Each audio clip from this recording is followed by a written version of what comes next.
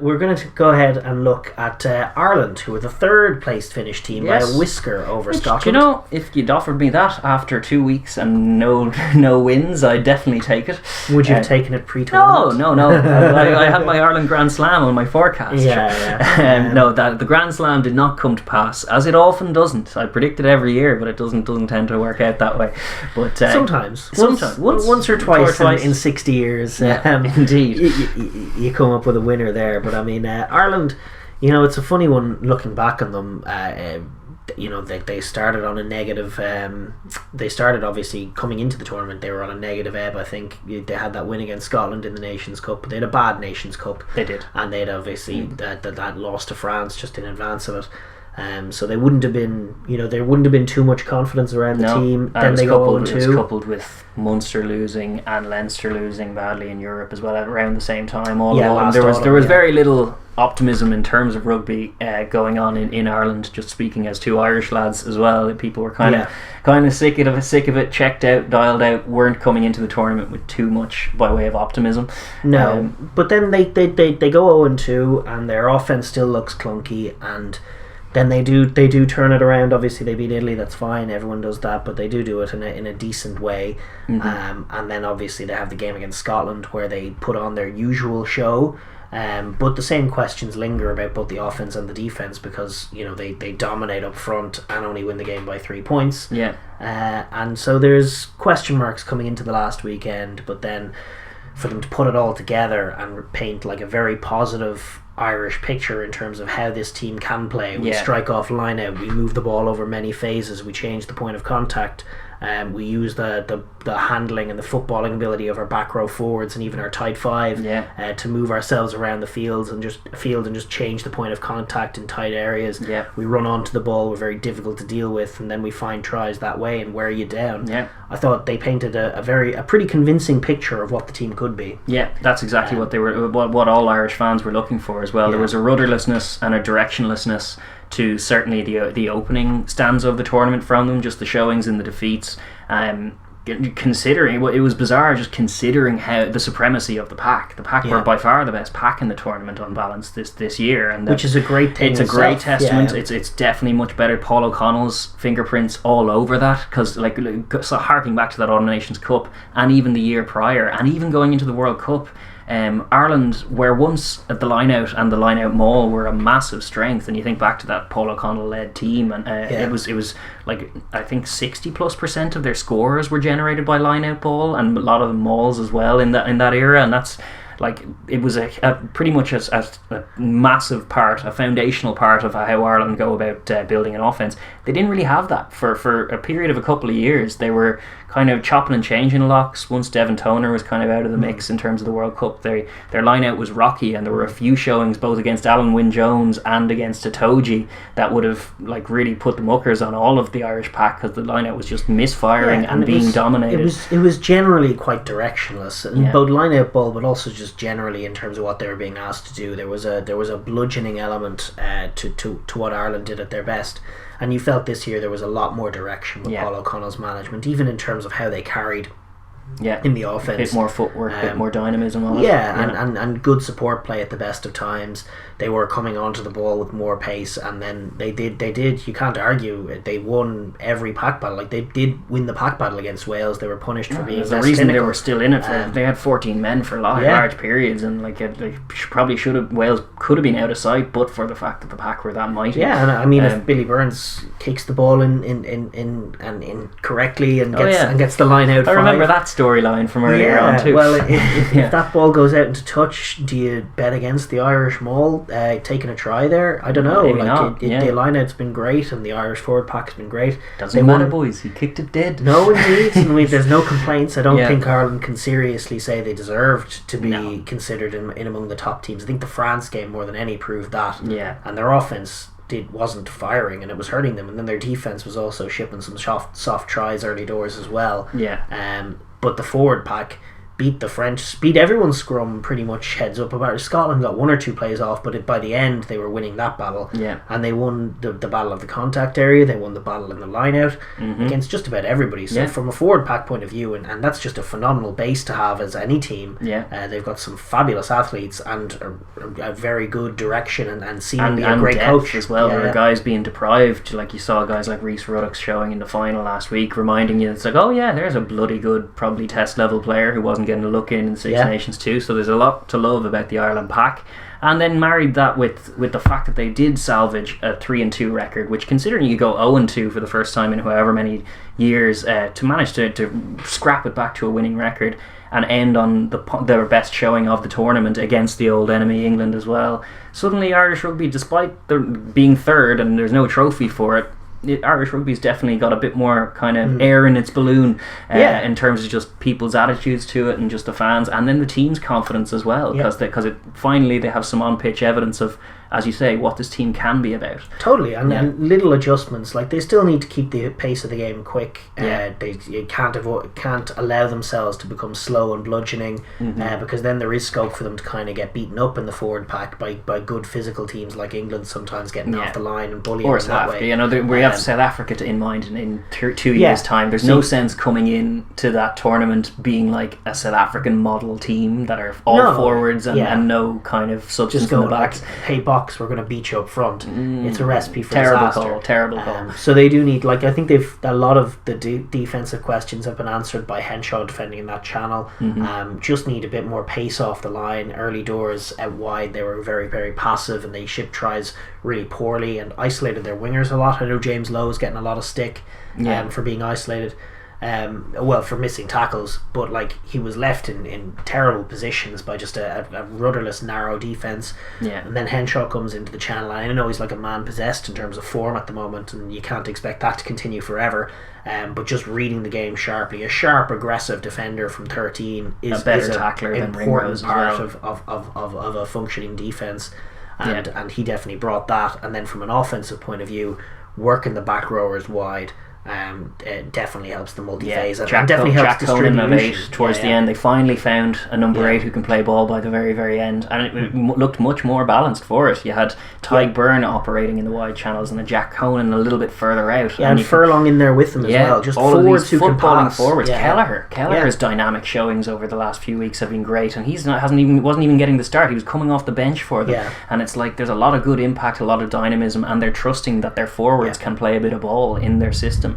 And it means then that you can afford to be a bit more rudimentary in your centre pairing. You don't need your second distributor at 12 necessarily. No. If your second distributor is your number 6 or your number 8 or your just move it around, use the footballing ability, and then obviously going forward, I think there's question marks about probably halfback and 12 would be the ones, like 9, 10, 12 is important to the spine of a team, and it's important from a game management point of view and from an offensive point of view, just in terms of getting the right tempo, finding the right seams, guiding the team in the right ways, kicking to find space. Like, I think that area, like, Sexton was brilliant. Sexton was absolutely brilliant, and he goal kicking was fantastic. He didn't play the French game, and that was telling, but the games he did play, he was all over it. He outplayed Bigger against Wales.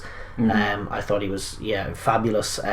Kicks the winning kick against Scotland, and the Irish attack looks a lot better for having him there. He's the touch of class sometimes that's missing in the Irish backline. In terms of the 10, the options at 10, he's the international calibre in amongst them. That's my point. That's what I was going to get at, is like, going forward, how long can you rely on Sexton? Is it realistic to take him in as your number one guy heading into a World Cup? No. And then at 9 as well, they had Gibson Park in for most of the tournament. Murray comes in and plays a good game against England. It's hard to know, exactly who their guy is going forward in that position. Casey coming into the squad briefly. They definitely have more quality to work with at 9 than they do at 10. I would say. Like, I wouldn't fear about chucking Marmion or even Keelan Blade on form from Connacht as well, and they're way away from the jersey at the moment. Like, there's a lot of really good players missing out at 9, whereas at 10 it's a bit more of a scramble between some young talent that hasn't quite found international calibre yet, and that's why there were gripes after the first 2 weeks. There were gripes about Sexton still being in there, and it's like, what's the point? And it's like, well, the point is he's the only international level 10 we have at the and moment. he's the guy And who's it's like when you need a 10 to run a young team as well, and to run like an inexperienced team, just having an old head in there is invaluable, just to guide them and point them in the right directions. Speaking of old heads but on young shoulders, young Hugo Keenan, who played every minute of the Six Nations at fullback, was fantastic, and what a find he is in the absence of Rob Kearney and the kind of floundering of Chuck and Stockdale at 15 a few times last year and all kinds of mad non-solutions. Finding a guy like him who is just a total fullback. He's not a winger, he's a fullback, and he is 100%. A proper one. He's great under the high ball, picks a good line from deep, he can read an offence. He really is a try albeit against Italy, but where he was catching Ringrose was running sideways, as he was guilty of doing a few times, but just picking a nice line, hard line off him. He's got good offensive chops as well as very rock solid, so some good finds. Great in the air on both offence and defence. So they'll be happy with the balance of their team, but I think that spine 9, 10, 12 12 is the other one where it's like, for me it's an open jersey. I think Henshaw should play 13. He should certainly defend that channel. And then there's an open jersey, and the hope is to find talent to come in behind in terms of that offensive spine of 9, 10, 12 to give them just that little extra ebb. But what a foundation. You got a guy like Sexton playing out of his skin and a brilliant pack. Great player in Henshaw, great player in Keenan. It's a lovely solid foundation to come from, but obviously this team has higher ambitions than third place. And it doesn't want to be solid, it wants to kind of build on this. But finally with a final result against England, they definitely have a lot more optimism and a lot more to build on. And then just in terms of their best try, they did have a few nice tries. I cited one earlier, the Keenan v Italy, but again, we're not counting the Italy tries at all. But you have Conan versus England, Earls versus England. The two tries they scored against England in their best showing were probably their best ones. But then Tadhg Beirne versus Wales was an absolute banger as well, with Henshaw coming back in. I mean, they're not as spectacular as the French scores. I'm not going to lie. They tend to be a fair bit more ugly. I think both Conans and Earls against England, it's between those two, and it depends on sort of which you prefer. For me, it's Earls's. I love the hustle play from Conan. It has everything I want from Ireland. It's a line-out strike. It's a line-out strike move, which I think are going to be super important. Vital. Always for an offence that's can be stalled and clunky sometimes. Having the capacity to strike off line-out, off set piece in general is so important. Then it has some excellent ball play from a back row forward. Who's wearing a number 8 jersey. I'm delighted to see that. You're big on that as well. So some excellent hands and great distribution play from a number 8. And then clinical finishing from a winger. I mean, you want to see more of that from Ireland, for sure. But then by contrast, the Conan one had the other side of Irish game play, where every player on the pitch, bar Ian Henderson, I think, touched the ball in the sequence of the malaise of phases that were coming thick and fast at England. And it was shades of that Parisian drop goal a few years back, where they were holding the ball, and on a few occasions their passing was a little clunky and they went backwards, but they held the ball, kept going, did a big bomb, Keenan gathered the big bomb, and they go again, and it's like it was a very distinctly Irish score. It was, and they used the full width of the field, to be fair, and they did find the extremities and they probed, and it was a lovely offence. I did like that try, but I think I prefer the line-out move. No, try. I do too, because I think as much as we scored that try through multi-phase and patience, I think what's right about what you say is that what Ireland need is to be clever off things like line-outs, scrums as well. If there was a strike play off a scrum, that would be my favourite try instantly. Or a kick return. If either of those things had happened, but another tournament goes by without my dream coming true. But if we'd struck successfully and scored on first phase off either kick return or try time or scrum time, that would be my favourite. But we did it off line-out. And for the same reasons, it's my favourite. They need to pick clever moves that will work and try and execute them in the big moments, in the big games. And it's another blueprint for going forward. Scour that Joe Schmidt playbook and scour that Mitre 10 Cup playbook and do it. I think I'm convinced it was Paulie's doing, because I know he's such a video fiend. But they absolutely need to be doing that. Somebody does need to be doing the thankless work of watching mining exactly, set piece play mining. Going as far back as they can and then seeing what moves work and what don't, and I definitely think Ireland working that in is a brilliant thing.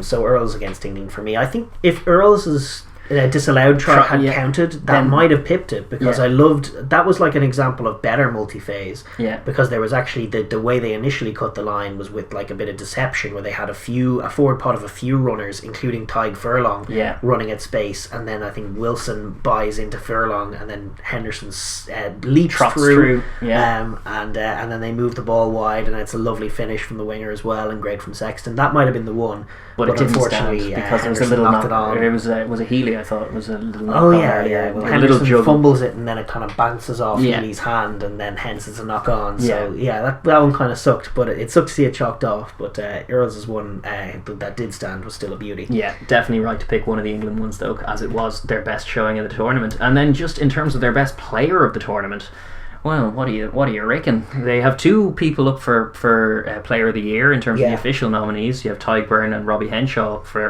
Player of the Year, but there are other contenders. You have Tyg Furlong, didn't play all the minutes, but when he was there, he was phenomenal. Johnny looked a class Sexton, above. kicking all his goals and running the offense brilliantly. Yeah. Cian Healy, the resurgent Church, Brilliant. the resurrected Brilliant. Church that he is. He beat up everyone at scrum time. Just- Nell gave him some issues for Scotland, but outside of that, he was perfect. Yeah, absolutely phenomenal. And then young Hugo, as we were citing at fullback, rock solid again, Not putting a foot doing wrong. his Rob Kearney impression. I think for like Henshaw was obviously great, and coming into 13 at the end was his best showing as well. Yeah. On the defensive side of the ball, but he was even like on the offensive side of the goal for someone who does so much similar plays to make them so effective and Yeah, to sure, the carry little so cutback robustly. against Wales Yeah. was a nice one as well, very effective when the game needed breaking Yeah, up. he was awesome. So it's tough. Like I think.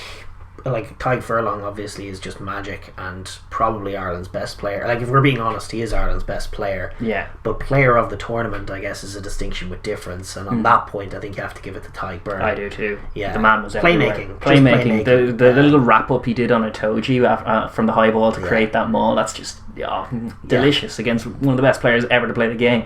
And you're going to do that because he's just a hustling machine. And that blue scrub cap was everywhere for Ireland. And when the pack was that dominant, and he was the guy making turnovers, plays. carries, offloads, passes, 6-4 huge doesn't matter. Yeah, 6-4. Yeah. Line out acumen, stellar, even in the absence of Peter Mahoney. Taking a leadership role there. Jumping at 2. They had, was it 7 steals in the first 2 games or something along those lines was the stat, and most of them were from Tyg Byrne. He was phenomenal. I think close competitor is Ian Henderson as well. We didn't mention who was everywhere Ian as well. Henderson. Yeah. He was the heft that was needed particularly when you pick Tyg Byrne at lock, where he is a little lighter as a lock. It was the robustness of Ian Henderson that allowed that pack to still be dominant. And he was everywhere as well. He was also making plays for days. But I think Tyg Byrne probably just offered that little bit more. Yeah. And I think Ireland's moment of the tournament has to be Sexton's kick from the touchline to beat Scotland, because I think without that result, it would have been a very different. Would have been a very different thing. Yeah, like if it was 2-2 and 1. Yeah, not as good. Yeah. A totally even record, and that's with Italy padding your stats. Yeah. I was delighted to see him nail that. I think it was a big moment for the team. I think it was a big moment for him. I think his kicking in general was next level. He has that baby fade going and cue ball on a string, as I say. He looked very good. I'd agree with that as a moment of the tournament. It was vital to get that win, and he did. Totally. Ireland, I suppose overall, if we were to give them a grade, it'd probably be like a B- or something. Yeah, I'd settle on that. B- minus would probably be more. I'd be more generous because they went 0-2 to the teams that finished 1-2. So it's like the 0-2 is put in a little bit of context. They only lost to the teams that finished first and second, and then they finished third. And it was both games were within a score. Indeed, and, appropriately placed, but a great finish to the tournament with a couple of dominant victories, and they've a lot of optimism and a great foundation to build from going forward. So optimism for us going Come on, forward. Ireland. Yeah. Isn't that unreal? Bit of optimism. Yeah, absolutely. Right.